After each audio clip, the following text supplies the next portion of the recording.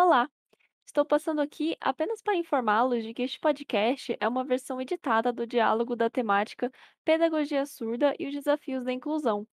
Caso tenha interesse em ver a discussão completa, a mesma estará disponível na íntegra no nosso canal do YouTube PET Educa FMT. Fiquem agora com o podcast.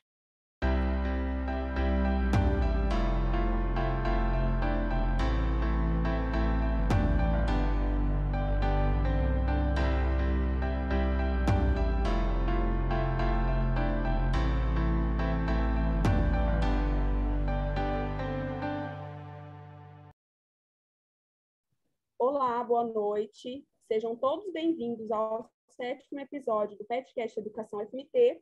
Eu sou a Larissa Couto e estão presentes nessa gravação o Jefferson, a Mariana Quadros, a Maria Gabriela e a Carolina.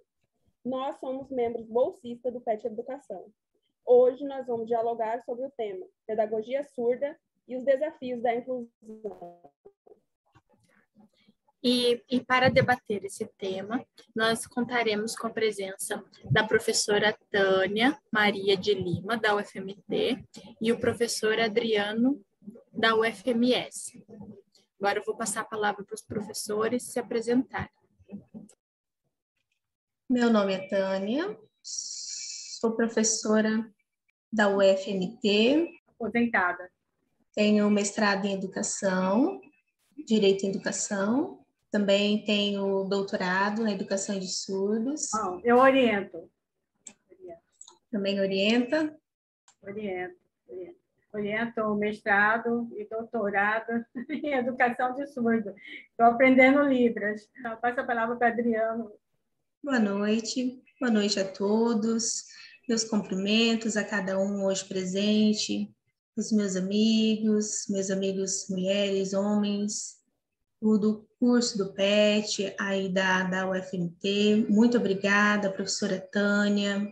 Também as outras pessoas que aqui compõem o grupo, que eu estou conhecendo. Muito obrigada. Eu sou uma pessoa surda, meu nome é Adriano. Também sou professor da Universidade UFMS, também da associação. Mais ou menos uns 2 meses, nós criamos um grupo de pesquisa do CNPq. Nós já criamos esse grupo do CNPq. É um grupo de pesquisa de estudos próprio na aprendizagem da língua portuguesa dos surdos. Também em questão do do doutorado, também dessa questão do protagonismo surdo. Eu não vou me delongar nessa apresentação, não. Vai ser uma coisa mais simples, só uma apresentaçãozinha simples. Eu quero conhecer vocês e também que vocês façam perguntas e que a gente possa ter essa troca de conhecimento. Muito obrigada a todos. Professora Adriano, você pode nos contar um pouco das suas experiências como pessoa surda na escola de educação básica? E quais foram os seus desafios enfrentados? Eu não vou me delongar, não parecer que é um filme, né? Vou encurtar minha fala para vocês entenderem minha explicação. Eu preciso, primeiramente, esclarecer para vocês que já aconteceram alguns fatos na minha vida, mais ou menos quando eu tinha mais ou menos 5 anos de idade, que eu fui para a escola regular. Eu era o único da turma ali que era o aluno incluso. E as pessoas tagarelando, conversando, os professores conversavam, não tinha intérprete. E eu fui me sentindo desmotivado, desvalorizado. Minha autoestima estava baixa, faltava relação interpessoais. A aprendizagem também não era das boas, não tinha libras. E as pessoas conversando entre si e queriam que eu oralizasse, obrigavam que eu oralizasse. Foi, então, uma certa influência dessa oralização que eu comecei a questionar isso, que queria Libras. E passaram-se os anos, até mais ou menos, até o 5º ano, tinha intérprete e a questão da Libras também era bem defasada. E aí, alguns ouvintes tentavam me ajudar, mas eu sempre sozinho, e eu estava preocupado comigo, eu chorava, sofria bullying, discriminação, chacota. E o que eu mais ouvia era o quê? A palavra pejorativa. Mudinho. Motivos de chacota entre os alunos era me chamar de mudinho. Eu odiava isso. um certo trauma. E aí eu falei para os meus pais, eles queriam me levar ao psicólogo. E eu falei, mas para que psicólogo? Ele sabe Libras? O psicólogo sabe Libras? E os alunos sabem Libras? Então, eu fui crescendo, foi o que aconteceu. Um parente surdo, tenho parentescos surdos na minha família, e eu ficava com medo de que fossem surdos também, alguém da minha família, porque eu tenho parentescos surdos.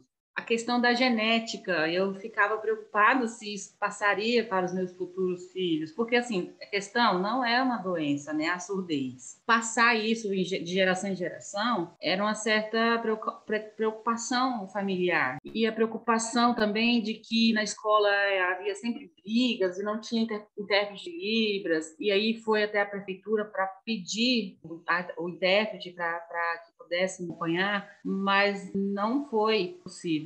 Isso durou até 1999, essa discussão de intérprete, falta de intérprete, chamando o diretor para discutir sobre a acessibilidade. Aí começou a ter uma certa mudança, conseguir ser incluso, uma política inclusa, me aceitaram ali. E aí foi um alívio. E devagarzinho, de passo a passo, eu consegui. Aí nos anos 2000, conseguimos o quê? A lei de Libras, né?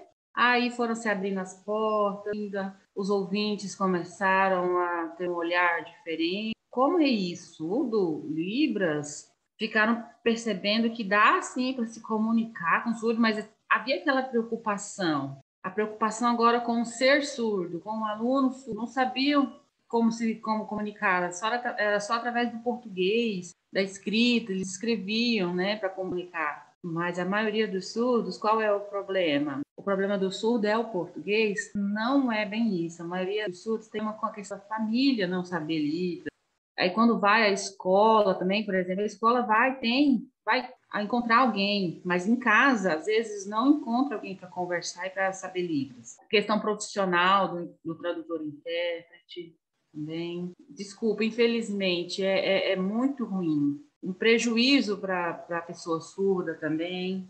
E a comunidade surda luta e briga e se preocupa com a formação do intérprete. Precisa de uma formação para acessar a sala de aula, para ter um papel, uma responsabilidade. Mais um professor de Libras, qual é o papel do professor de Libras? E a comunidade liga? E aí, então, surgiu o Decreto 5.626, né, que alguns conhecem, que aí foi, então, que alargando e desenvolvendo e crescendo os profissionais de Libras. Antes disso, era muita barreira, muita dificuldade, a inclusão não existia.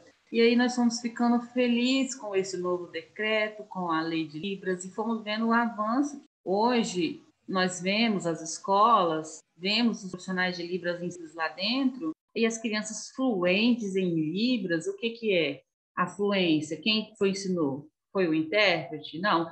O professor surdo, o papel de um adulto surdo na vida dessas crianças, desenvolve muito mais. E o que eu quero, meu sonho, o consumo é uma escola que é bilíngue, que tire o foco do intérprete, e o foco é em quê? Tudo bem o intérprete de Libras ali, mas o foco é a interação entre os surdos e os ouvintes. Uma didática, uma pedagogia visual, que tenha método, metodologia. E esse é o meu sonho para o futuro. Adaptar, também a questão da surdo-cegueira também é uma questão bem complicada, precisa ter uma adaptação. Pensar que tá tudo bem, tá tudo desenvolvido, mas espera aí, tem um porém. Precisamos de adaptação também, porque a maioria das pessoas, por exemplo, quando ensinam nas escolas, não conhece uma teoria, não adapta o material. Quando vão filmar, filmam de qualquer jeito, não tem questão do braille. São muitas coisas que envolvem, mas nós estamos aí na conquista, no dia a dia, brigando, lutando para uma escola melhor, uma política nova, uma política pedagógica visual. Não vou me prolongar muito, mas é esse o meu foco. Uma escola bilíngue, política pedagógica, que o desafio mesmo é de uma inclusão boa, que realmente haja inclusão, que as disciplinas de Libras, por exemplo, história, geografia, mas qual é o problema? O inglês. a arte. E Libras não. Por que não Libras? Porque tem disciplina de inglês e disciplina de artes e não disciplina de Libras. A Libras é uma base para uma educação também é importante e que as pessoas tenham contato com qualquer tipo de povos. Há mais ou menos uns anos atrás, nós demos um projeto na escola, lá na prefeitura, que sugeria o quê? A dificuldade que os ouvintes têm de se comunicar conosco. Nós levamos algumas propostas para a disciplina, de mais ou menos meia hora, para poder ensinar a disciplina de Libras. E tinham 4 surdos e 35 ouvintes em sala. 35. Então, um professor que fosse lá, pelo menos meia horinha, ensinar Libras. Aí depois dava um intervalo, né? Para ter essa interação, para as pessoas conversarem entre si. Tem 4 surdos na sala, isso é o quê? Comunicação. Não é fácil? Não parece fácil de resolver? Se não tem uma disciplina ali, algumas horinhas de Libras, como que vão aprender a se comunicar? E a questão da avaliação também. O objetivo principal, o que é? Uma didática pedagógica precisa. O professor precisa conhecer o público também. Agora nós estamos começando um processo inclusivo mais ferrenho, mas precisa de ajuste, de algumas técnicas. Por isso, precisamos melhorar a estrutura da educação escolar, seja ela federal, municipal ou estadual. Então, não vou me alongar muito nesse assunto. Por isso que precisamos das escolas que tenham uma escola inclusiva de verdade. Professora Adriana, e qual foi a pedagogia utilizada pelos seus professores? A minha proposta pedagógica é sobre o quê? A educação de crianças surdas, de bebês surdos, porque se o surdo tem contato com o ensino desde criança, brincadeiras, com o desenho, com a imagem, com a ilustração, desde criança, ele adquire melhor a língua, tem mais habilidade, também com o material adaptado, por exemplo, de 0 ao 5º ano, que é uma pedagogia, né? Aí temos do 6º ao 3º ano, que é uma outra metodologia também, que precisa ter letras Libras, talvez. O que precisa acompanhar do 6º ao 3º ano? Uma metodologia diferenciada, né? Que já não é mais a pedagogia, é uma outra questão, que é o Letras Lisa ter um ensino e uma educação diferente. Mas, por exemplo, na pedagogia, nós usamos o que é a pedagogia visual. E nas escolas, o que nós pesquisamos e vimos? Que a L1 deve ser a Libras, certo? Mais a L2, o português, certo? Mas por que os ouvintes falam que a Libras é importante e depois eu ensino o português? Há um certo problema nessa questão aí, porque a L1 e a L2 é uma teoria da Ronice Quadros, a autora Ronice Quadros, uma teoria dela. Mas como que os ouvintes, por exemplo, ao nascer, eles estão em contato constante com materiais auditivos, com histórias, com narração histórica, através do ouvido, aí pelo celular. E ele tem o quê? A audição, a memória auditiva, e aí, através disso ele tem a fala. Mas e o surdo na hora de sinalizar? Vai sempre usar o telefone para poder sinalizar, é isso? E depois aprender o português? Mas também temos hoje a tecnologia e estratégias de usar o celular a favor da alfabetização. Olha, celular, por exemplo, a palavra, né, do celular, a foto do celular. Aí o surdo, criança, ele vai aprender como? Dessa maneira, visualmente falando. Por exemplo, lá nos Estados Unidos, depois eu mando para vocês um vídeo mostrando um material, um artigo que fala sobre fiquei de boca aberta. Lá nos Estados Unidos, não fala L1 e L2, lá não existe. O foco é o quê? Nas duas línguas, simultaneamente. Lá, mais ou menos com 6 anos, o surdo ele é fluente nas duas línguas, ele sabe ler e escrever perfeitamente. Fiquei de boca aberta. O contato com a língua lá é muito aceitada, desde quando se é criança. Precisa a língua de sinais, precisa Libras, precisa português, precisa inglês, simultaneamente. Não pode falar, primeiro vamos aprender Libras, depois vamos aprender inglês. Não. Simultaneamente. Isso faz muito mais sentido Por exemplo, na hora de escrever o inglês, é da mesma forma quando você vai aprender uma outra língua, inglês, você aprende simultaneamente. Por exemplo, na semana passada eu estava conversando com uma pessoa na prefeitura que tinha surdos, e aí eu perguntei para ele, por exemplo, cachorro. Estava fazendo uma brincadeira com ele, aí eu falei cachorro. Aí o surdo viu o sinal, cachorro. Faz o nome, cachorro. Fez. C-A-C-O. Aí a criança tinha 4 anos de idade. Ela me respondeu o quê? Cachorro. O professor surdo, na hora, ele fez o quê? Desculpa. A criança, na hora, ela fez o quê? Ela fez a letra C, de cachorro. Uma criança surda de 4 anos de idade. Então, como isso funciona? Precisa aprender o português junto com a Libras, para usar de materiais e estratégias que, na minha opinião, é o que mais vai funcionar. Então, a pedagogia precisa ter uma metodologia visual e estratégias de língua adaptada para esse público, para que a criança não haja, para que a criança não tenha prejuízo, para que não haja problema quando ela crescer. E aí ela não saber o português e ficar pensando nas questões. E nós, da pedagogia, precisamos pensar como professor, uma prática pedagógica, como eu vou ser professor de surdo, se não pensar numa pedagogia diferenciada e levar de qualquer jeito, não tem um modelo, não tem regra, não tem uma pedagogia visual, não tem uma literatura, teatro, brincadeiras, tudo isso é englobado dentro de uma pedagogia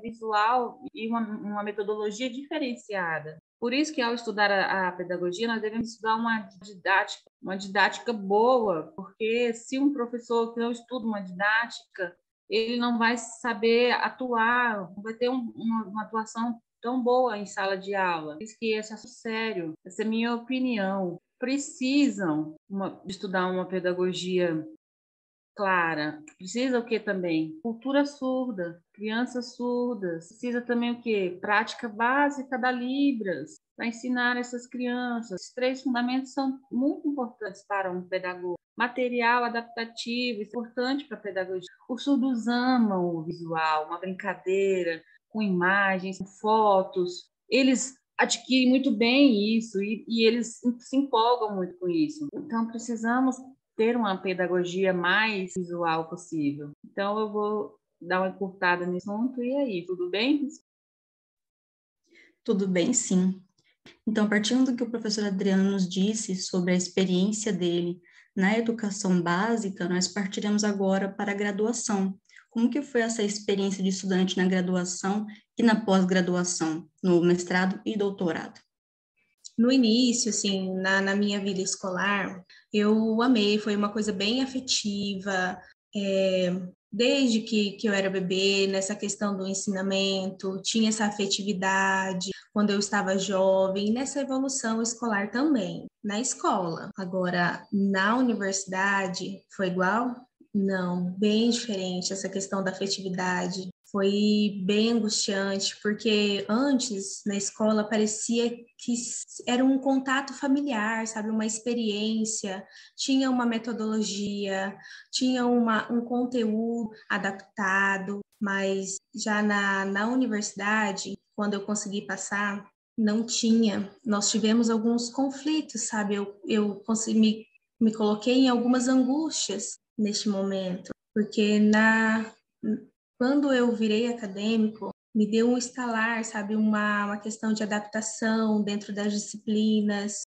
Tinha uma diferenciação dentro do curso. Eu pensava que na universidade tinha uma estratégia que seria bem legal, tinha uma pedagogia no curso de letras. Eu penso que precisa uma pedagogia, uma estratégia própria para letras, para pedagogia, para o curso de matemática, ter cada uma metodologia, um foco. Também na área da medicina, na área da terapia, odontologia, não são todas iguais. Tem uma diferenciação, um conteúdo diferente. Na área da saúde, por exemplo, precisa ter um foco, ter uma metodologia. Para mim, a pedagogia é o que eu gosto. Não tenho afinidade com as outras áreas. Mas, olha, eu vou escolher um tema, vamos supor, um tema da minha pesquisa de mestrado. o professor orientador, não existe um professor orientador surdo. Parece que não tem nenhum tipo de professor orientador que faça essa orientação. Então, eu procurei esse grupo de pesquisa, nessa linha de pesquisa, e encontrei um professor que conhecia essa questão da acessibilidade, direito, eu encontrei. E daí expliquei a temática, né, que eu queria, mas o professor disse, peraí, mas ele é surdo? Ele é surdo? Por que aceitou um surdo? Então, aqui no Mato Grosso do Sul iniciou, espera um minutinho, nessa questão da área da educação, parece que não combina o acadêmico surdo, porque não conhece orientador que combine esse tema. Também a questão da deficiência visual, cadeirante, intelectual, tem a questão da identidade. Então, tinha um grupo de professores lá, né? Eu fiquei assim, peraí, aí eu fiz uma prova, passei nessa prova, fui aprovado, fiz um projeto, organizei ele todo, fui aprovado também, fui aprovado em todas as etapas. Aí, no dia, vejam bem, né? No dia da contratação, aí, lembra daquela pessoa, né? Aquele professor que não aceitou me orientar? Né? Que não orientava surdo e tal, vocês lembram que eu falei para vocês? Ele chegou lá na banca. E aí todos olharam assim para mim, né? Ficaram todos admirados. Você é surdo? E ficaram assim, um olhando para o outro. Bom dia! No mestrado surdo, mas é muito difícil. Aí, professor ouvinte, né? Aí começou a falar, né? Falar alto. Você é surdo? Então, percebi, né, que houve um ouvintismo, havia um ouvintismo. Então, não havia aquela igualdade, né, entre ouvintes e surdos, né? Então, era importante, né, incentivar, né, as pessoas ficavam assim, olhando, né? Veja bem, né? Parece que não estava acreditando em mim, né? Eles não estavam acreditando por eu ser surdo. Uau, ficaram assim, né? Angustiados. E aí ficaram, né? Ali naquela interação. E aí no dia da palestra, né? No dia do seminário, e aí tinha um artigo, e ouvinte, não, é melhor outro. Parece que, né? Estava havendo muito entrave, né? Muita barreira, né? E eu fiquei assim angustiada, fiquei lembrando, né? Lá do passado, da pedagogia, e vendo, né, a graduação, vendo na universidade, vendo no mestrado, nossa, muito difícil, né? E aí falei para o professor orientador, para deixar, presta atenção, vocês. Desculpa, viu? Desculpa. Então, nós, professores, ó, ficava assim olhando para mim, que coisa feia. Não, peraí, calma. E aí comecei, né? E eles ficaram olhando, escrevendo, né? E um ficava assim, olhando, só um, né? Ficava assim, olhando. E aí o artigo foi publicado. Dois professores falaram, olha, desculpa, tadinho, nossa, né? No dia do seminário. E aí os ouvintes ficaram, né? Olhando, houve um atraso. Você continua, Samara? Aí os ouvintes ficavam com uma certa opressão, em surdo. Tivemos que mostrar para eles, ficaram assim, envergonhados. Parece que se recolheram do cinto e os olhos fecharam. O que o professor falou? Vocês querem comprar briga comigo? O professor enfrentou ele. O professor falou assim, o Adriano tem um futuro brilhante. Vocês vão ver só. Aí eu fiquei quieto na humildade, e consegui com muita garra terminar o meu mestrado. E aí fui direto para o doutorado. E foi um espanto total. Não, doutorado não. Mas, oxe, o professor orientador falou, você é um exemplo para a comunidade surda. Você parece algo que desabrocha assim, para a comunidade. Mas eu falei, mas é muito difícil. Não faz isso, para com isso. Você é um modelo, você é um exemplo para a maioria. E eu realmente... Vocês conhecem a Shirley Villalba? Ela terminou o mestrado, né? E deu sequência ao doutorado. A Shirley, então, foi também uma das que me incentivou. E eu fiquei tremendo com isso, né? A Shirley é uma mulher também velha, né, de idade. Falou, não, eu não tenho essa visão. Você vai me ensinar. Eu pareço uma criança perto de... Você já está aí nesse caminho, você vai conseguir. Então, vamos tentar. Incentivamos um ao outro. E então a Shirley Vilhava passou no doutorado. Está lá, a Shirley no doutorado. E agradece muito aos nossos incentivos. E eu falei, então, eu te falei, eu te disse. Isso é importante. Ter essas figuras de exemplo para nós. 2 surdos doutores estudando doutores. Que incrível isso! Como que nós vamos organizar o projeto? Como nós vamos organizar nossos dias? Vamos nos oprimir, vamos fazer, né, coisas ruins. Aí eu falei, eu não ligo para isso. Quem é que vai ter coragem de tentar? E houve, então, essa expansão. Hoje, no doutorado, já acabamos o doutorado. Lembra, o mestrado acabou, o doutorado acabou? Lembra quando falou para ir fazer o doutorado? Fiquei naquela apreensão? Besteira aí. Agora, no doutorado, vou passar por isso tudo de novo. Vamos coletar os dados, passar por toda essa questão, por essas barreiras. E aí tem a questão da aposentadoria, né?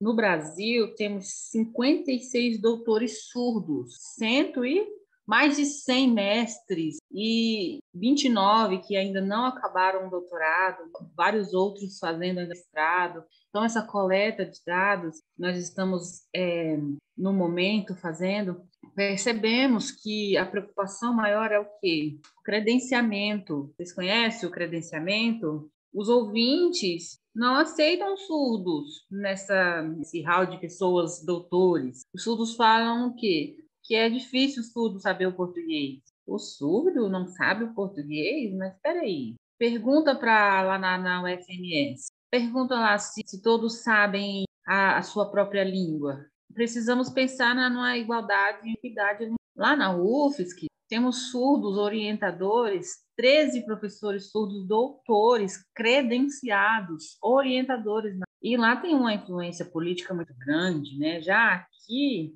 temos uma questão da UFMT, da UFMS, que falta alavancar essa pesquisa com o objetivo no surdo cego, no implantado, várias identidades surdas, né? Falta isso. O problema maior é o credenciamento.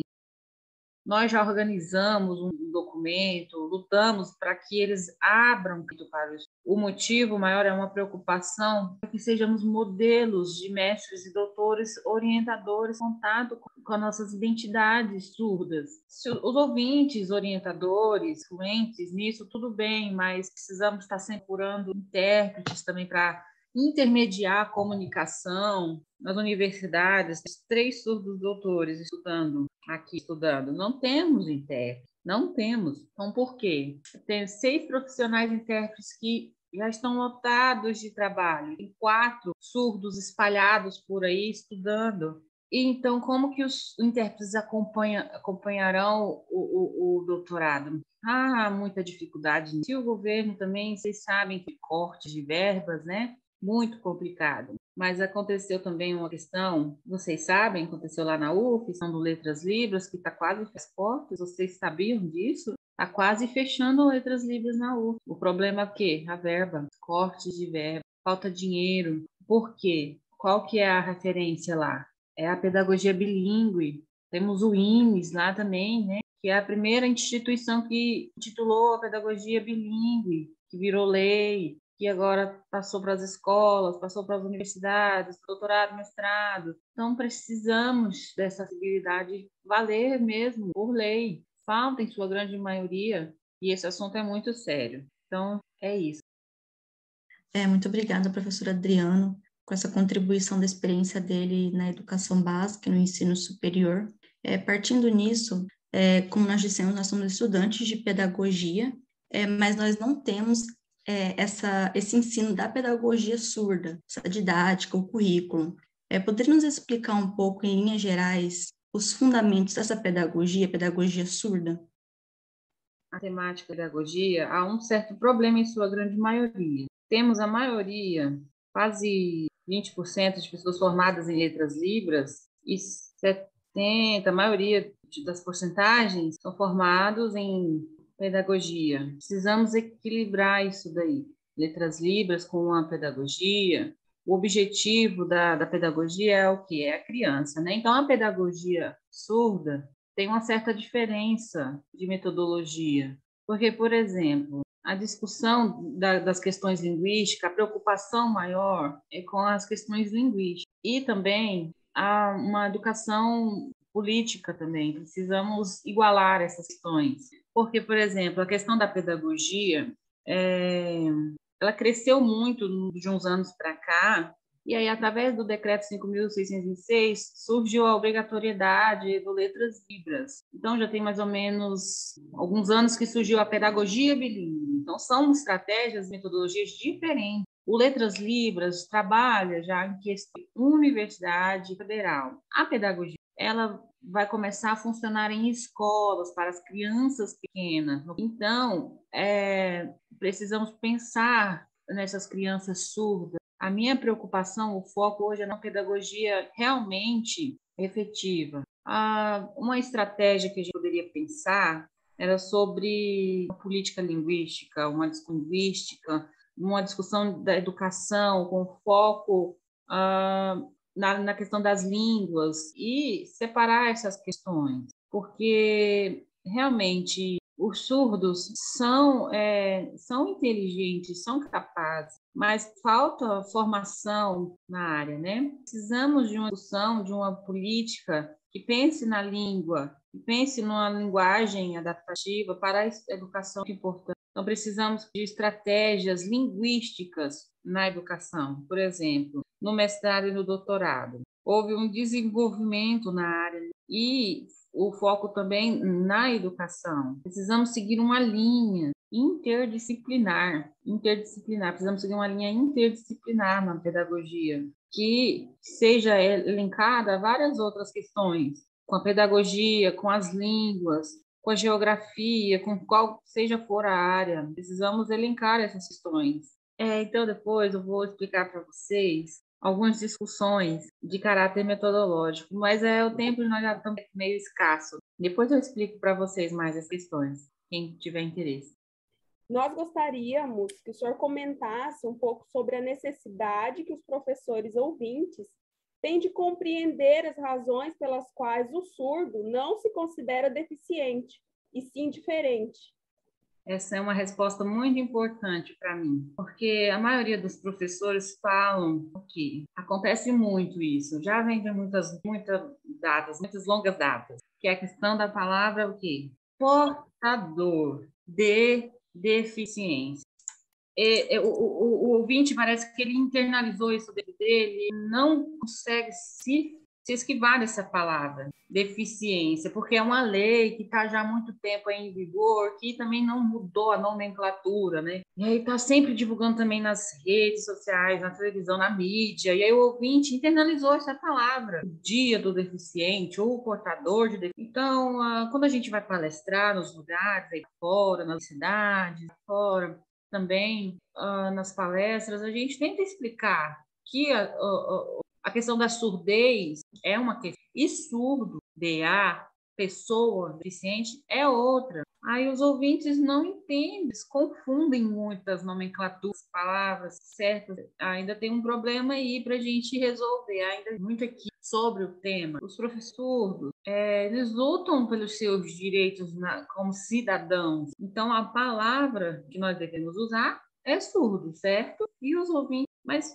por que deficiente auditivo não? Mas um deficiente auditivo é uma nomenclatura usada para se relacionar com uma pessoa que tem uma deficiência, mas que não tem a ver com a Libra. Aí os ouvintes realmente não tem muito sentido. Então, pessoa com deficiência, aí eu vou e respondo. Por que isso? A pessoa com deficiência é uma questão política de muito tempo atrás. Temos que ter uma paciência de mudar esses paradigmas hoje. Aí os ouvintes também ficam questionando para que os surdos precisam de passe livre, se ele precisa de passe livre, de ter, né, a passagem de graça, também ganha metade dos ingressos, tem direito a tanta coisa. Por quê? Eles me confrontam, já aconteceu isso, não é fúria? Então, por que o deficiente se desfrutam desses benefícios de deficiente? Mas se esse é meu direito, eu posso ir de graça. Mas se eu tenho meu salário, se eu tenho condição, eu não preciso, né, pagar por isso. Mas não pagar por isso. Mas olha, veja, é uma questão complicada de conceito. Se eu trabalho e tenho meu dinheiro, eu tenho direito a não usufruir dele. Então, as pessoas ainda confundem muito isso. Então, eu uso o meu nome de surdo. Eu não sou um deficiente auditivo, eu sou surdo. Aí, por exemplo, surdo-mudo. Não, eu sou surdo. O Brasil ainda tem muito problema nisso. As pessoas ainda usam muito a palavra mudo quando vai se referir a uma pessoa deficiente. Aí começa a briga, aí começa a discussão, e aí já viu como... Mas por que surdo-mudo? Mudo porque eu não uso a minha boca, eu falo. Mas olha, eu me expresso através dos meus lábios, da minha boca. Olha o sinal que eu estou fazendo. Para quê? Eu estou movimentando a minha boca. Então, não é porque não sai som que eu não sou, né? No caso, não falaria. Mas eu uso de recursos. E as pessoas também gostam muito de usar pejorativo, né? Termos pejorativos. Tadinho, coitado, é surdo, que difícil, que dó dele. Eles não... Realmente, ainda tem muito disso ainda. E pior ainda dentro das escolas. Por que precisa ter um acompanhamento? Com a comunidade surda, com as associações, com as lutas de surdo. O surdo não é coitadinho, o surdo não é um coitado. Também houve alguns equívocos com a terminologia do nome surdo e deficiente, e os professores às vezes não entendem isso, eles erram na nomenclatura, né? Falam surdez, falam surdo, surdez, e aquela confusão de palavras, um conflito eterno, né? É um problema aí que a gente tem ainda dentro de sala de aula ainda. Precisamos abrir o quê? A mente para esclarecer melhor essas questões da terminologia. Precisamos esclarecer para as pessoas dentro das escolas que a maioria dos ouvintes eles realmente confundem. Está tendo hoje aqui onde eu estou, diminuiu um pouco, porque tem um decreto que coloca o quê? Pessoa surda, usam esse nome, é um nome novo, né? Pessoa surda. Por quê? Porque dentro da pessoa surda há N características, há o surdo oralizado, o implantado, o aparelhado. Então, são várias que cabem dentro desse novo nome, pessoas. Tem artigos já impressos, aí, publicados, divulgados, falando, mas falta ainda experiências na área e pesquisa que falta um foco nisso. No doutorado também escrevemos o quê? A palavra. Encontrei no doutorado escrito palavra mudo, gente. Vocês acreditam nisso? No doutorado? Como isso é possível? Doutorado, escritas, artigos inteligentíssimos. Depois eu mando para vocês, quem quiser ler. Vocês vão se abismar com a escrita da palavra mudo. Gente, pelo amor de Deus, é surdo ou deficiente auditivo ou pessoa, né, deficiente, agora mudo. Esse conceito, o que aconteceu já também um tempo atrás, numa banca, uma pessoa que estava na banca, ela lá fora, ela falou que um mestre já estava lendo lá a banca e aí tinha uma palavra, na hora que eu li, depois eu vou perguntar para como é que você escreveu esse conceito de mudo aqui no seu trabalho? Então, mudo é o que tem dentro da comunidade que sabe oralizar, que gente sabe Libras. Espera aí. Cuidado com os conceitos, preste atenção. A sua pesquisa, e a pessoa que estava ao meu lado falou assim, eu não concordo com a Adriana, a palavra mudo, ela existe, concordo com o trabalho da pessoa. Eu respondi, então ok, eu discordo de você. Essa palavra mudo não deveria existir dentro do seu trabalho. Tem as pessoas surdas, tem deficiente, tem o DA, mas para que você vai usar esse conceito mudo? E aí começou uma discussãozinha ali. Depois, em particular, eu falei diretamente com a pessoa. Eu falei, olha, desculpa, essa palavra ela não existe. Tire do seu vocabulário, tire do seu trabalho. A pessoa tem razão. Tem razão. Depois, passou alguns meses, a pessoa me chamou, falou, realmente, Adriano, você me orientou com muita clareza. Faltou um entendimento da nomenclatura, da terminologia. E questão do DA também. Tem muitos nomes a serem usados e é muita explicação que delongaria muito tempo. Precisa entender de conceito, de identidade, de nomenclatura, de classificação das palavras. E esse é um problema maior que nós enfrentamos hoje. Mas é isso. obrigada. Eu vou estar fazendo a próxima pergunta. Nós sabemos que o projeto de lei 4.909/20 qualifica a educação bilíngue como uma modalidade de ensino independente da educação especial e acrescenta um capítulo específico na Lei de Diretrizes e Bases da Educação Nacional.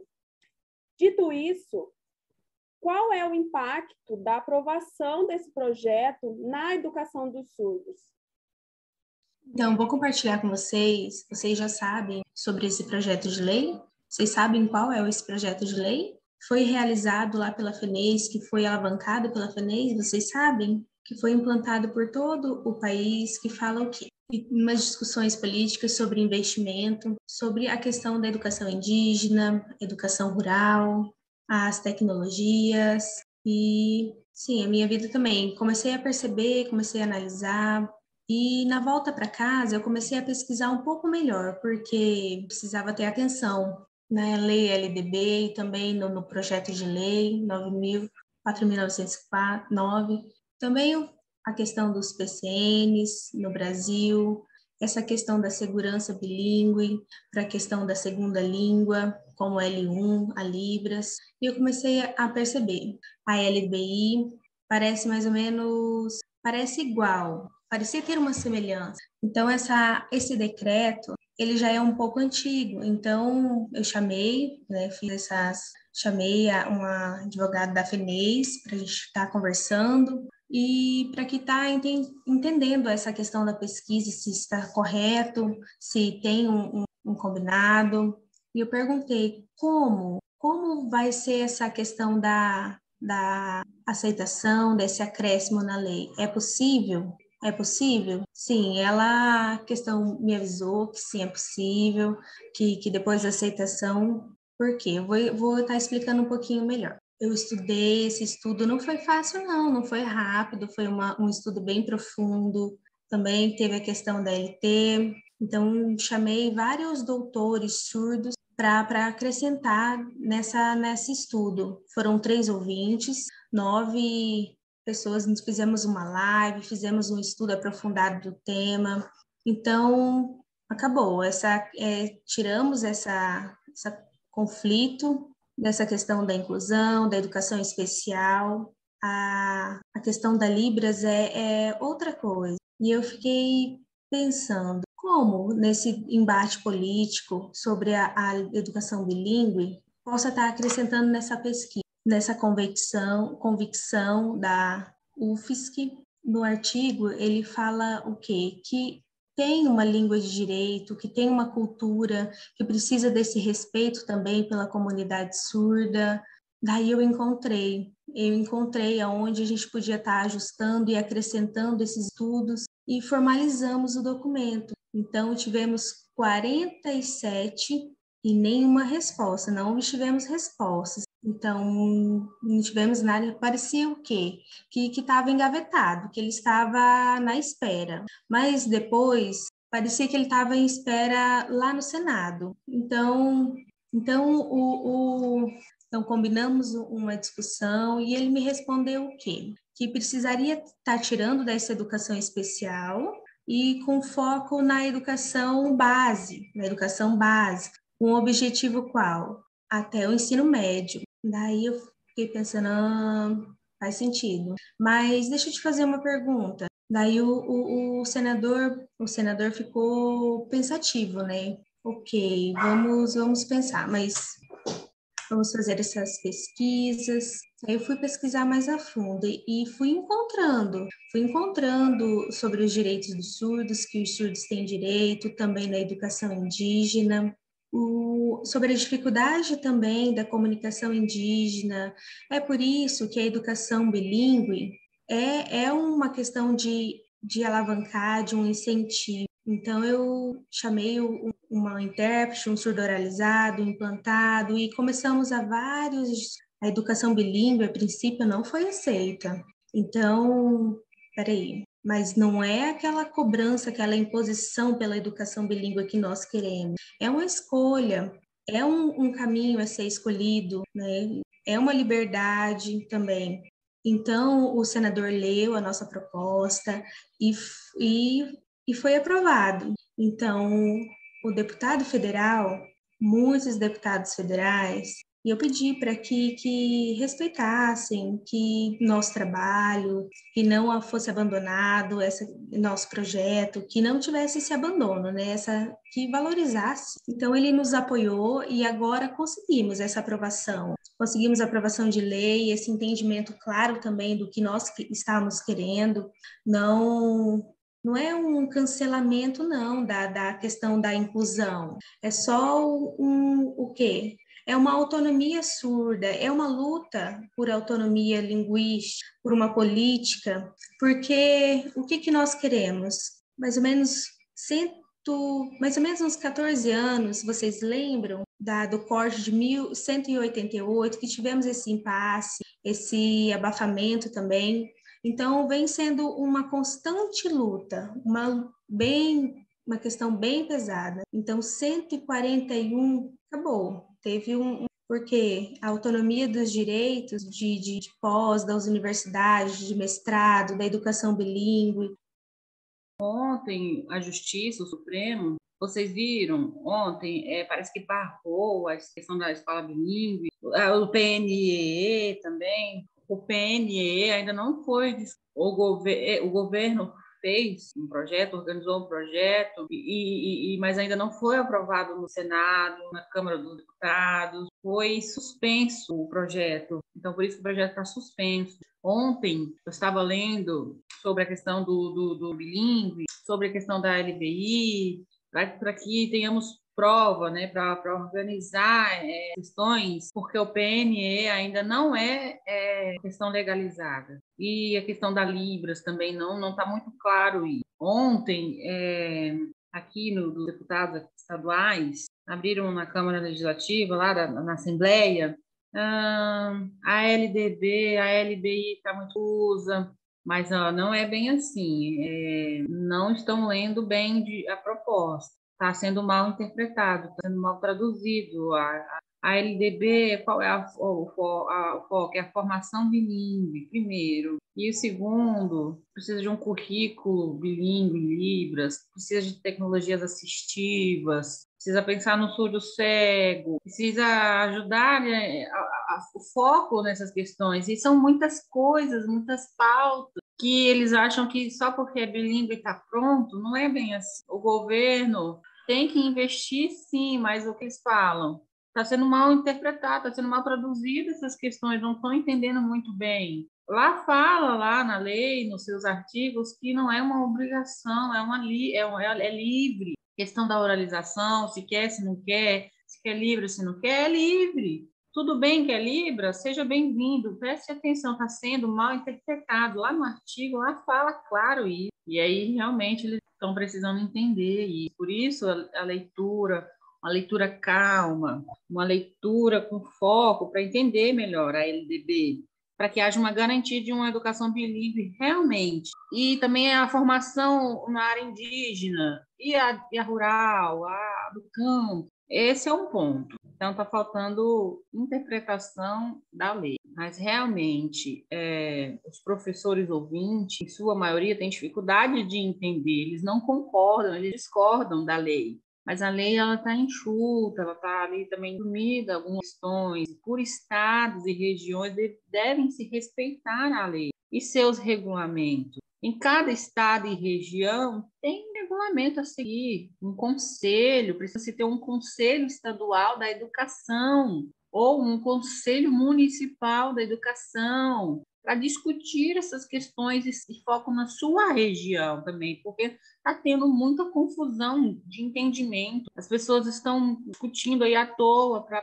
poder colocar essas questões, esses detalhes, e falam, né, querem brigar porque acham que a inclusão morreu, mas agora surgiu que a LDB nova, Libras, aí a inclusão morreu. Não, gente, está claro isso, né? Vocês estão entendendo? E eu termino a minha fala por aqui, é o ponto final da... A gente tem a última pergunta direcionada ao professor Adriano, que ela diz assim: por que a inclusão de surdo nas escolas nas instituições de ensino superior, no mundo do trabalho, no parlamento e nos espaços de produção de ciência e cultura, enfim, né, na sociedade como um todo, é ainda um desafio a ser superado, a inclusão do surdo.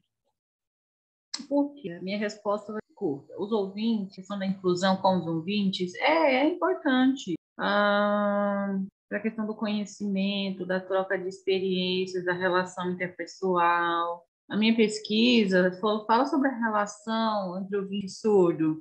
Por quê? Porque os ouvintes, eles aprendem a Libras e os surdos aprendem o português. Se tirar fora o surdo, o que vão fazer? Onde vai ter acessibilidade? Realmente, eu estava observando os ouvintes na pesquisa sobre Libras, o tema sobre surdo. Achei interessante, achei ótimo, achei muito bom, achei perfeito. Mas os ouvintes não têm prática no tema. Onde vai levar a prática esse tema? Contato com o surdo. Aí fica só no mundo das teorias, fica só na pesquisa, uma escrita maravilhosa, perfeita, mas não tem uma prática. Como que vai ter essa inclusão realmente? Tem uma prática, não está pronto, é um problema. A minha preocupação é que precisa ter um caminho para entenderem essa abertura entre os ouvintes.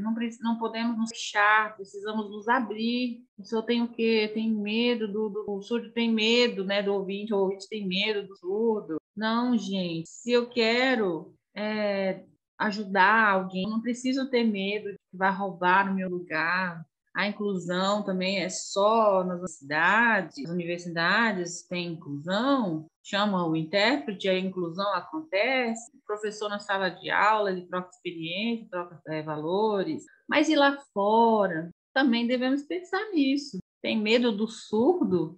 Tem medo de se comunicar com o surdo? Só dentro da universidade que tem uma inclusão? Mas a minha pesquisa lá na Universidade de Gallaudet, lá nos Estados Unidos, Faculdade de Gallaudet, nossa, é uma faculdade muito famosa. Vocês conhecem? Vocês viram lá que tem uma pesquisa que é só surdo, tudo em Libras, é tudo em ASL, tudo em ASL lá, a língua americana de sinais. Uma universidade em que os ouvintes que forem lá, o regimento de lá tem que saber a língua. Se o ouvinte ele quer participar dessa universidade, se ele não souber a língua de sinais, ele não entra. Ele precisa disso para ter acesso a essa universidade. É uma universidade famosíssima. Se não sabe ler os sinais, desculpa, infelizmente estuda lá. Né? Achei impressionante isso. Eu tenho vontade de trazer isso para cá, para o nosso país, mas infelizmente não é assim, né?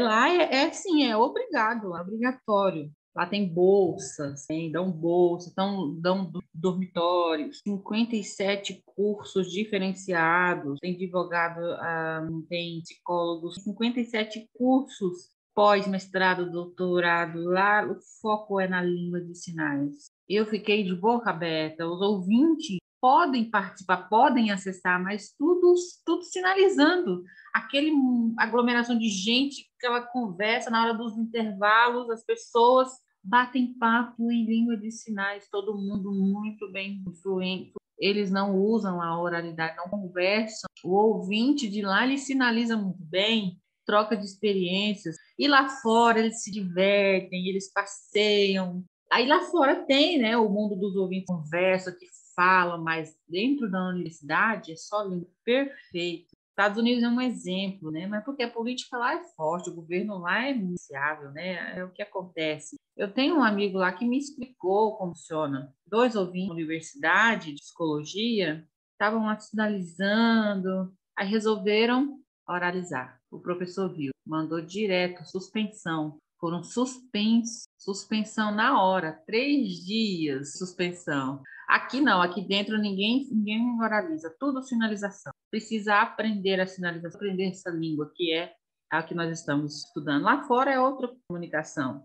Então, nós temos que ter esse olhar também para a inclusão. Infelizmente, não tem essa troca. Vamos sinalizar? Encontramos diversas barreiras. Difícil, porque também falta uma política e uma educação unida. tem uma experiência, um foco nas diversidades. É muito esparramado, muito solto. Precisamos de uma união para melhorar. A Europa também, nos Estados Unidos, mais a Europa, lá na França, escola de surdo, 37 escolas para surdos na França. 37. É maravilhoso, gente. É perfeita a metodologia. As escolas lá têm um sistema de oralização.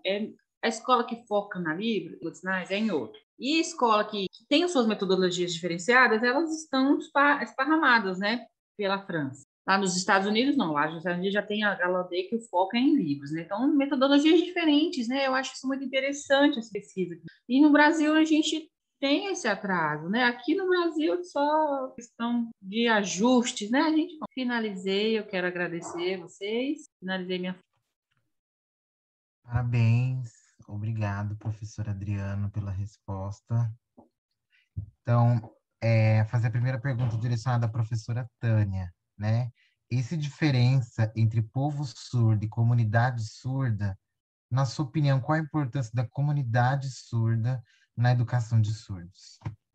Bom, então, aqui como coadjuvante, a nossa grande estrela é o professor Adriano Giotto, que tem experiência de vida como pessoa surda e é pesquisador da área da educação. Então, o Adriano vem conversar conosco como parte do povo que não usam a audição para se comunicar, para interagir, né? Mas usam basicamente a visão. Eu venho aqui conversar com vocês como parte da comunidade, pessoa que se interessou pela educação de surdos e que participa dessa luta em defesa dos direitos. Então, assim, como parte da comunidade surda, eu acho que nós temos um papel importante, que é chamar a atenção para as singularidades da pessoa. Então, o Adriano falou que quando a gente fala do surdo, nós não estamos falando de um grupo homogêneo, nós estamos falando de pessoas que são singulares, que têm características diferentes. A gente tem surdos que já nascem surdos, temos surdos que têm resíduos de audição em diferentes níveis, né, deficiências ativas. Temos surdos, né, que se perderam a audição na infância, alguns antes da aquisição da linguagem, da língua oral e da língua escrita, outros, né, que adquiriram, se tornaram surdos depois da aquisição da língua, né, e que por isso já dominam a língua escrita com mais facilidade. Então, nós precisamos chamar atenção para isso. Então, falar de surdo não é falar de pessoas que têm as mesmas características. Então, nós temos que pensar em como as singularidades, porque os pesquisadores surdos chamam a atenção, cada pessoa tem um modo, né, de acordo com as suas singularidades. Então, isso é importante, né, para nós, que somos professores e que estamos aqui falando de inclusão. Tudo para vocês que são alunos da pedagogia, né, é preciso participar das discussões, né, sobre o surdo, levando em conta essas diferentes identidades. A Perlin, por exemplo, vai falar, né, das identidades da identidade surda no plural. Não dá para a gente pensar que todo surdo tem a mesma identidade.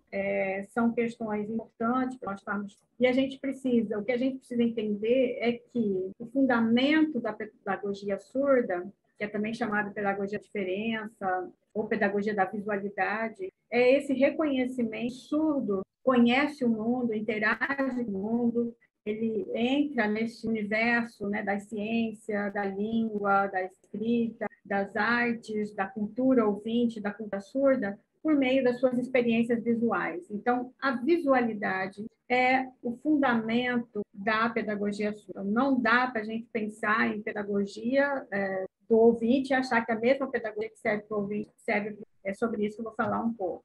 Obrigado, professora Tânia. A próxima pergunta, ela diz assim: há alguns anos a senhora coordenou um projeto de extensão universitário que incluiu uma escola de surdos.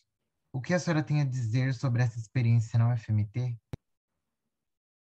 Bom, eu falo que o projeto Novos Talentos, projeto financiado pela CAPES, que a gente desenvolveu de 2014 até 2016, foram 3 anos. Acho que foi a minha experiência mais significativa. E quando eu falo da palavra experiência, eu estou usando aqui a terminologia que o Jorge La Roça adota. Experiência é aquilo que nos afeta. Só é experiência aquilo que ganha sentido para mim. Eu posso ser um professor e ficar repetindo as coisas ao longo de 10 anos e aquilo não me afetar. porque não ganha sentido. Só é a experiência aquilo que me afeta, seja de uma forma prazerosa ou seja de uma forma que gera angústia, que me tira o conforto, que me faz pensar naquilo que eu estou realizando, me faz mudar, né? Me faz me colocar em movimento. Então, é esse sentido que nós damos da experiência. O que eu falo? Porque foi, vamos dizer assim, uma audácia, né? Foi uma coragem. Nós incluímos essa escola de surdo no hall de 5 escolas, foi o projeto. Então, nós tínhamos 5 escolas, era uma escola de Várzea Grande, 3 de Cuiabá e uma escola do campo, foi lá na comunidade Coqueiral, um assentamento na cidade de Nova. E quando nós assumimos o desafio nós não sabíamos nada, só a vontade, né, de trazer o surdo para a densidade, possibilitar esse processo, né, de acesso à cultura surda. Então, é importante a gente dizer que o projeto Novos Talentos foi uma construção coletiva desde o começo, né? As escolas participaram, né? Foi uma indicação do Duque, de acolhido por nós, né? Duque. Então, essas escolas, né, tiveram conosco, assim como os professores que envolveram no projeto. Então, nós tínhamos professores e estudantes de diversos cursos, como História, Geografia, Comunicação Social, Pedagogia, Biologia, Física, Química, Geologia, enfim, né? Foi um desafio também esse de construção coletiva. Então, desde o projeto, nós tivemos essa dificuldade, né, de traduzir num texto escrito as demandas que eram muitas, os sentidos que eram muitos, porque cada um entende a inclusão de forma, por exemplo, o que é ciência para um não era ciência do outro, porque o foco do projeto deveria ser uma formação científica. O edital era para isso, mas aí quando a gente diz o que é uma formação, é uma formação que é só da área das ciências naturais, da química? Não, né? Então nós entendemos que ciências é uma forma de conhecimento organizado, sistematizado, de construção humana, enquanto sujeito a todas as fragilidades, fraquezas nossas, dos seres humanos. Então, os desafios começaram desde essa concepção de ciência e de educação estável, mas, escrito o projeto, começamos as atividades. E aí eu poderia descrever uma série de eventos que foram marcantes em relação à nossa experiência.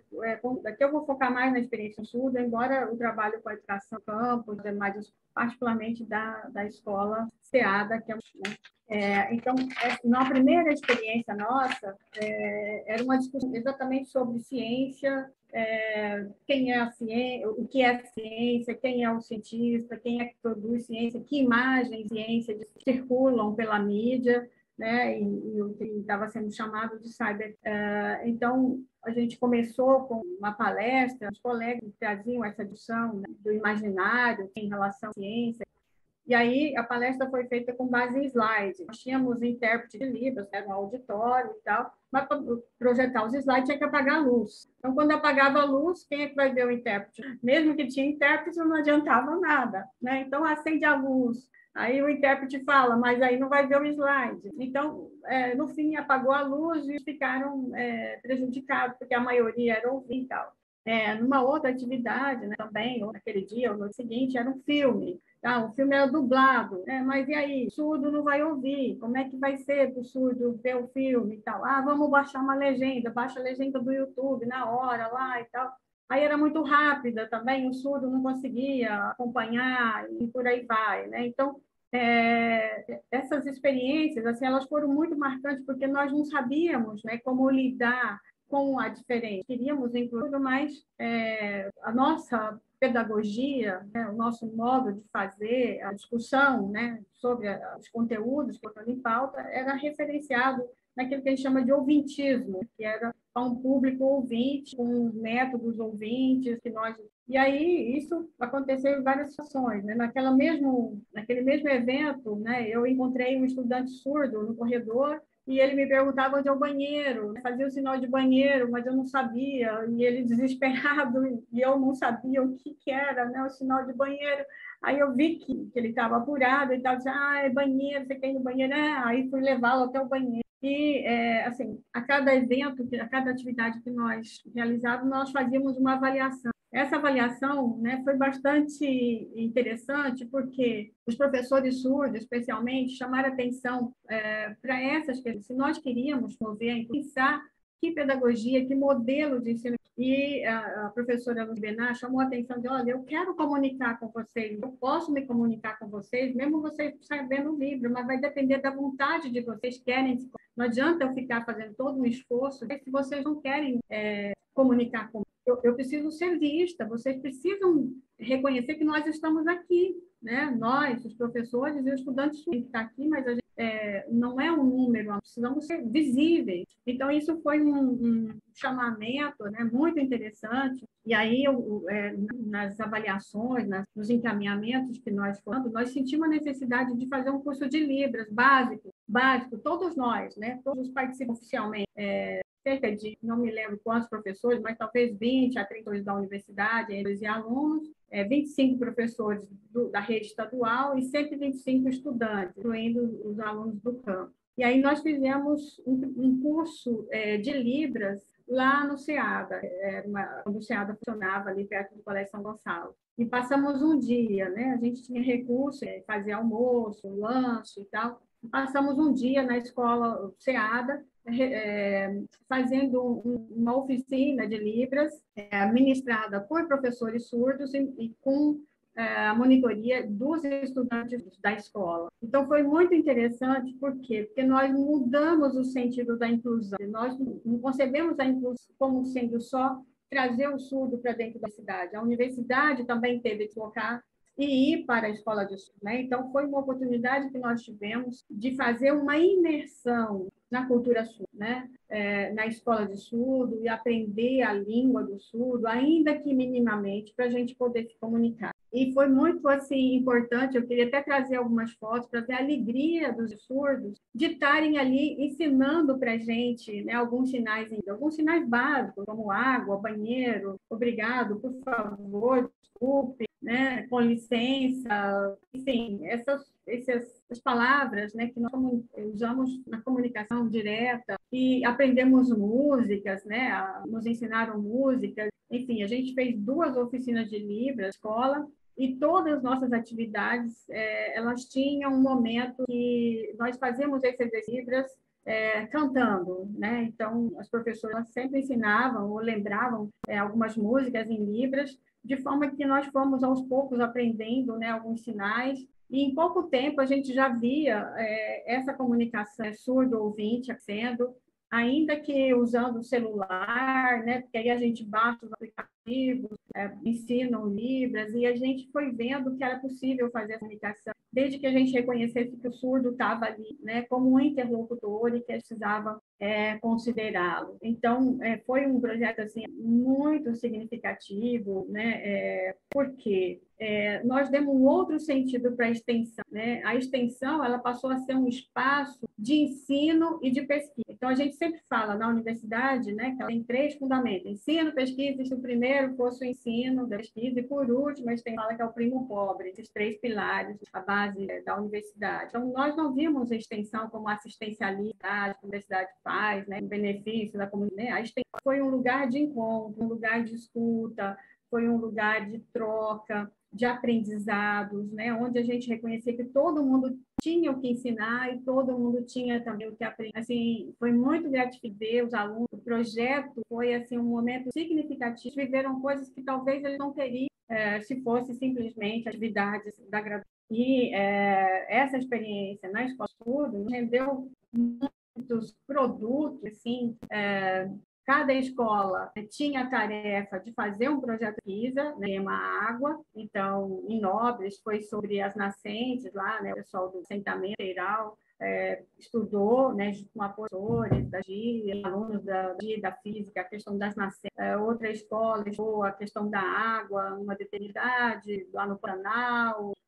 Outra escola do Córrego Prainha, né, como era antes, mais histórica. Aí foram até a nascente da prainha, aí a prainha esgoto hoje, como é que se deságua no Cuiabá. E a escola de surdo fez um estudo sobre o rio Cuiabá. E nós realizamos algumas aulas de campo, tinha dinheiro, podíamos alugar ônibus, levar os alunos até lá, né? E na época estava indo o projeto Orla Cuiabana, e aí eles viam como o governo gasta dinheiro para fazer aqui o rio, o esgoto, né? Estava tudo sujo, um monte de lixo.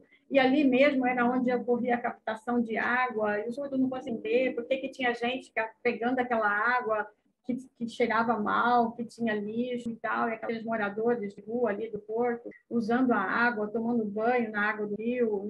Enfim, o surdo conseguiu perceber, né, os problemas, né, que o rio sofre, né? A gente fala do Rio Cuiabá como se só beleza, mas ali via o rio agonizando, e eles puderam entender o conceito de mata ciliar, né, de assoreamento, impacto ambiental. E esses registros foram feitos por meio de fotografias. Então, nós fizemos algumas atividades nossas, fotografias, fotografando a natureza, e uma outra atividade, videografando, grafar por meio de foto, grafar por meio de vídeo, grafar enquanto escrita. Então, nós consideramos a fotografia como uma prática de enunciação de qualquer outra pessoa. E daí a gente vê, né, fotos de São Salgado, pela beleza que é, e todo o texto que tem numa foto. Então, essa experiência nos rendeu, no caso da 3 dissertações de mestrado, a da Cássia Lemos, que foi essa experiência nossa de uma análise crítica dos nossos percursos e percalços surdos, e depois dos momentos que a gente chegou a concluir que deveria ter um espaço, uma sala específica para eles, né? É o que a fala, né, da classe de surdo. Então, as nossas atividades, algumas eram realizadas especificamente para surdo, tendo a Libras como a L1. O professor, né, o aluno da física, lá não tinha, ou da biologia, não tinha Libras, né, mas tinha um intérprete de Libras que fazia a interpretação na língua do surdo, e ele fazia também eles visitaram, por exemplo, o laboratório de anatomia, né? Ficaram impressionados, coisas assim, além dos laboratórios de biologia, de química, de física, conhecer a universidade, né, por dentro. Foi uma experiência muito rica. A Cássia descreve, né, nessa apresentação dela, que foi essa experiência, mostrando os percalços e os percursos, né, os nossos acertos também, né? Não realça também só os erros, né? Mas a importância de a Ana Paula, ela focou mais na formação de professores, né, que tinha uma proficiência anunciada, e ela começou a dar aula de ciência para surdos sem saber Libras, né? E ela aprendeu Libras em 3 meses. Em pouco tempo, ela já era intérprete de Libras. Por quê? Porque ela fez uma imersão, né, na cultura surda. Desde que ela entrou na sala de aula, ela só passou a falar em Libras. Então, os amigos dela eram surdos. Final de semana, ela ia para o cinema com surdos, ela ia para o shopping com surdos. E essa vivência dela, né, como parte da comunidade surda e tal, permitiu que ela aprendesse Libras assim, em um tempo muito recorde. Invejas que eu tenho dela. Então, aí a Amanda Cesarino fez um estudo sobre a fotografia como prática de enunciação. Muito interessante, descreve essa de registro do surdo por meio de fotos.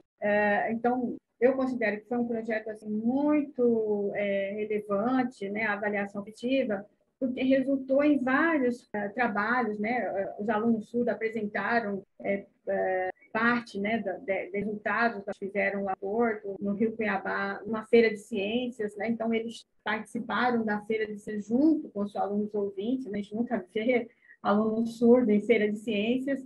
É lógico que não ganharam prêmio, né, porque fizeram dentro dos limites, daqui eles entendiam que era um trabalho, né, para apresentar uma feira, juntores, mas assim foi bastante valorizado na feira. Isso também a gente acaba traduzindo em artigos, em trabalhos dentro do projeto. Nós, além de publicações de artigos, dissertações de tese, trabalhos em eventos, tivemos um caderno pedagógico, traz algumas das que foram realizadas, né, pedagógicas, e uma coletânea com vários artigos surdos, escolas, são os nossos alunos, sobre as experiências que foram desenvolvidas cada um dos espaços. Então, eu entendo, né, que como universidade precisa dar sentido para esse nosso desafio de incluir os surdos, reconhecendo que nós precisamos entender, né, quais são as demos surdos, e não basta colocar o surdo dentro da universidade e achar que isso é a gente está democratizando. Não adianta colocar assim, o surdo e ele não ter visualidade, né, visibilidade. E aí eu quero lembrar o que a Shirley fala, só vai haver inclusão de surdo quando o surdo puder ver o que os ouvintes... Por isso que o fundamento da pedagogia surda é a visualidade. A inclusão demanda ações em que o surdo possa ver o que os ouvintes... Isso é uma frase que a Shirley Villalva fala, que eu falo até para ela, Shirley é minha amiga, né? Shirley, escreva sobre isso para a gente usar como referência, né? É um projeto que talvez a gente escreva junto, mas é um conceito de inclusão que assim, expressa tudo o que nós precisamos. Eu encerrei essa pergunta, acho que vocês têm mais uma, né? Sim, agora para finalizar, a gente gostaria de saber o que a senhora tem a dizer sobre a inclusão dos surdos na educação superior, em especial nos cursos de pós-graduação. Então, aqui eu vou falar pela UFMT. Eu aposentei há uns anos atrás, mas até o tempo que eu estava, a gente via surdo onde, né? Eu acho que vocês podem, o PET pode responder melhor do que eu, porque vocês circulam pela universidade. Na UFMT, a gente vê surdo basicamente no IEL, onde está o curso de Letras Livres. Senhora Tânia, desculpa, travou aqui para mim. A senhora pode repetir? Tá. Eu estou dizendo que eu já aposentei há um certo tempo e não posso dizer como é que está a questão da inclusão de surdo na atualidade, até porque depois da pandemia também a gente perdeu essa possibilidade de visualizar, né? E são as pessoas que estão presentes dentro da universidade. Mas aqui na UFMT, né, se a gente fosse andar por todos os prédios, né, onde estão os cursos e tal, provavelmente, né, que a gente veria surdo quase que predominantemente no curso de Letras Livres, ali no IEL. A pedagogia eu não sei, vocês sabem melhor do que eu, mas eu até então, né, não tinha surdo na pedagogia. Essa realidade, assim, tem que dizer que não é a mesma em outras instituições. A Keila é professora da UEA, no campo Parintins, lá tem 20 surdos, né, no campo de Parintins, em vários cursos, física, química, já anotei aqui, matemática, pedagogia, história, geografia, mas licenciatura. Aí em Vilhena, as meninas também vão saber falar melhor que eu, então Jéssica e Samara vão falar melhor que eu, e Fernanda, deve estar aí também, em quais cursos, né, que tem surdos. Mas vocês têm, né, em outros cursos também, como ciências contábeis, cursos que são diferentes, né, das licenciaturas, que a gente está acostumado a ver o surdo. Mas a gente tem que considerar que, apesar dessa presença acanhada, houve uma evolução, né? Como o Adriano falou, de quando ele começou a estudar até os anos, especial do Rio, né? Depois da lei da Libras e tal, os surdos se fizeram presentes, né, dentro da universidade, foram vistos, demandaram, né, a presença de intérprete, mandaram Libras em cursos de licenciatura, né, com audiologia e tal. Então, hoje, a gente tem mais visibilidade da língua de sinais dentro da universidade, em cursos de graduação. Porque na graduação, a gente tem intérprete, mas quando nós falamos de pós-graduação, o Adriano mesmo falou com ele, do sofrimento que é o surdo entrar em cursos de mestrado e de doutorado. Por quê? Porque não tem intérprete, né? Nós não temos essa política de surdo na pós-graduação. Eu estou falando aqui de Mato Grosso do Sul, Mato Grosso, região norte, né? Nordeste eu não conheço muito, mas provavelmente o Nordeste está diferente lá do Sul, né? Rio Grande do Sul, Santa Catarina, São Carlos, né? Eu acho que a maior parte dos surdos, como o Adriano falou, a maior parte dos pesquisadores surdos, mestres e doutores surdos, foram formados no Sul, né? Na Federal de Santa Catarina, Federal do Rio Grande do Sul, de lá que vem, né? Berlim, né? E outros tantos aí que eu lembrar o nome, pesquisadores surdos. Então, mas para nós aqui a presença de surdo ainda na graduação é algo a ser alcançado. E em função dessa demanda, né, e da pouca possibilidade que o surdo tem entrar na pós-graduação, nós escrevemos um projeto de mestrado há um tempo atrás, com a ajuda da professora Nídia e do Ines, da Jean Felipe, a Perlin nos ajudou também, a Flaviane Reis, Shirley esteve conosco. Escrevemos um projeto de mestrado para surdo, onde a Libras fosse a L1, né? E a gente até brincava, vai ser um curso de mestrado para surdo com cota para ouvinte, dentro daquilo que o Adriano falava. E a gente teria que aprender Libras, né? Então, temos que aprender Libras também para a gente se comunicar. Mas a ideia é essa, né? O projeto não usado pela Capsura, foi a Unemat que apresentou, foi um projeto em rede, né? Federal de Mato Grosso do Sul, nós aqui da UFM, a Unemat, mais da Federal do Acre. Então, é um projeto que ainda, né, está em construção, que a gente pretende apresentar ou reconfigurar, né? Mas não está abandonado. Precisa pensar essa presença do surdo na pós-graduação, mas desde que o surdo possa ver o que os ouvintes escutam. Nessa perspectiva, esse sentido, a Libras, a primeira língua, ou a língua de acesso do povo, é isso. Obrigada aí mais uma vez ao PET. Primeiramente, quero agradecer aos professores, às intérpretes, aos demais participantes e espero que vocês tenham gostado desse podcast. E para mais informações, é só conferir as nossas redes sociais, PET Educação UFMT.